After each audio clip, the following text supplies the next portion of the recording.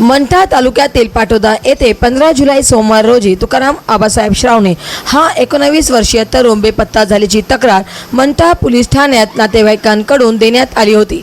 या प्रकरणी मंठा पोलिसांनी या तरुणाच्या बेपत्ता प्रकरणी सखोल चौकशी करून खुनाच्या गुन्ह्याचा उलगडा 48 तासात केला असून 5 आरोपींना पोलिसांनी ताब्यात घेतले आहे।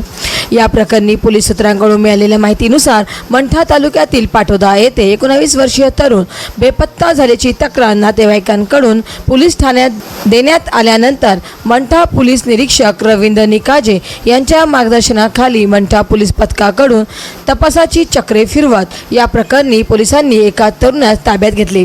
त्यानंतर चौकशीअंती सदरील तरुणाची विटोळी शिवारातील ऊसाच्या शेतात हत्या केल्याचे प्राथमिक चौकशीत उघड झाले। या प्रकरणी पोलिसांनी 5 संशयित विरोधात हत्येचा गुन्हा दाखल करून संशयिताचा शोध घेतला। या घटनेतील संशयित धनंजय राजेभाऊ गुंजकर, आवेश शेख, मोहसिन शाह, रोहन वेराळे, अर्जुन शिंदे यांना पोलिसांनी ताब्यात घेतले असून त्यातील एका आरोपीस शेळगाव तालुका परांडा जिल्हा उस्मानाबाद येथून ताब्यात घेतले असून या प्रकरणी अधिक तपास पोलीस करत आहेत।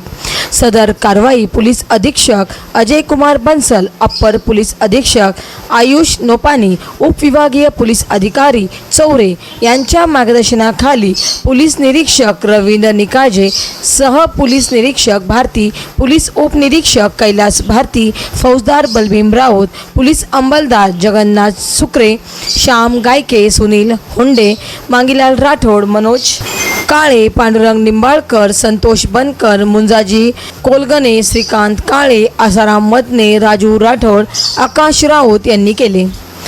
महाराष्ट्र वाईब न्यूज प्रतिनिधी गजानन माळकर, मंठा, जिल्हा जालना।